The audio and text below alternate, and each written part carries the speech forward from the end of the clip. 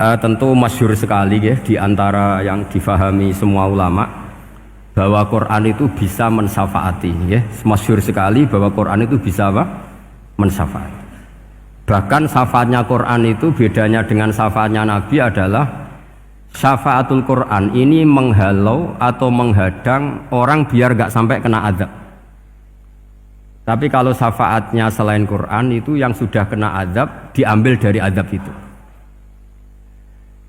Nah, dalu niki kula kepengin matur teng jenengan sedanten karena niki lami sekali saya kaji bahwa malaikat, nggih malaikat sinten mawon itu juga kena konstitusi aturan fikih.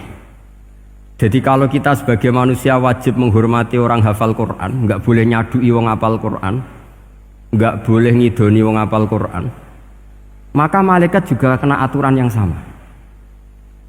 Karena dia, malaikat ini termasuk makhluk yang mukallaf, makhluk yang kena tatanan Allah Subhanahu wa taala. Sehingga Rasulullah SAW dawuh surat Tabarok disebut Al-Munjiyah, Al-Waqiyah. Surat yang bisa menyelamatkan yang hafal dari siksa kubur. Pokoknya singkat cerita, ada orang itu fasik, mungkin ya layak disiksa.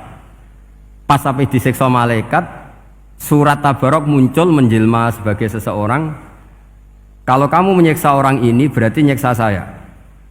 Terus kata malaikat, anti min kalamillah, ya rujuknya memang perempuan karena surah itu dari muannas karena ada taknya. Anti min kalamillah, kamu ini termasuk kalamu wa ana akrahu musa'ataki, tentu aku gak berani menyiksa kamu. Ya terus berdebat kata malaikat, ini orang gak bener, ini orang fasik, saya harus mukuli dia. Kata surat Tabarok, sak fasik-fasiknya aku itu ning atine, kena nyiksa dekne nyiksa aku. Wahnya debat karena gak ada mahkamah konstitusi. Terus walhasil malaikat bilang gini, ya sudah kita lapor kepada Allah Subhanahu wa taala. Lapor, akhirnya surat Tabarok ini cerita ke Allah, ya Allah, ini orang setiap kali datang ke saya dari sekian surat-surat yang ada di Quran, orang ini milih saya. Yang dipelajari ya saya, yang dihafalkan juga saya. Ini kata surat Tabarok kepada Allah. Jika orang ini hafal saya tidak ngefek ke dia untuk tidak disiksa, maka mendingan saya tidak termasuk kitabika, saya tidak termasuk Quran saja. Wong jadi Quran ora iso nyafaati. Terus kata Allah, lho kowe kok emosi kata Allah. Ya harus emosi dong Gusti. Masa wis dadi Quran kok gak iso nyafaati sing apal. Terus kata Allah, wis pek aman. Makanya terus banyak orang ngapalkan surat Tabarok. Ya ini sekaligus ijazah nih. Untuk meradam kemarahan malaikat niku apal surat Tabarok. Syukur-syukur apal 114 surat. Oh niku malaikat sinten mawon pun kena ini. Cukup apal Tabarok.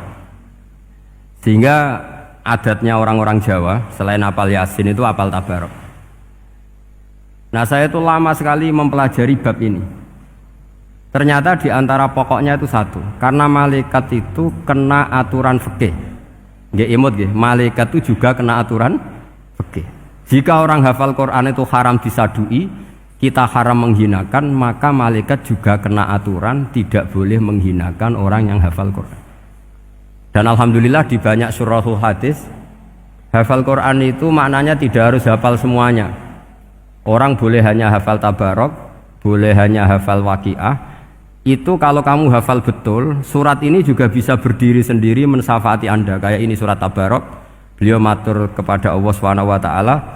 Redaksinya gini, inna fulanan amida ilayya min baini kitabika fata'allamani wa ta'alani. Jadi dari sekian surat yang ada di Quran, orang ini selalu milih saya ya Allah.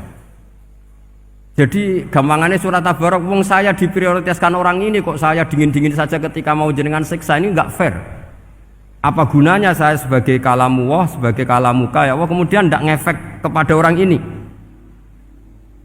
Akhirnya walhasil sama Allah surat Tabarok diberi hak syafaat.